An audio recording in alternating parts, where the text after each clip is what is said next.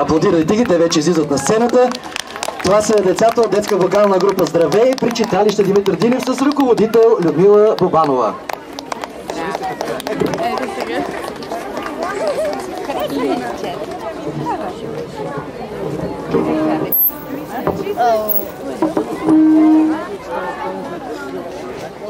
Tää se pehmeä.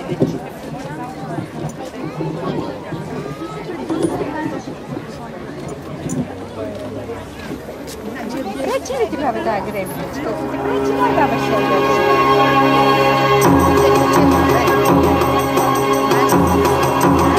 Аз ви чу, може ли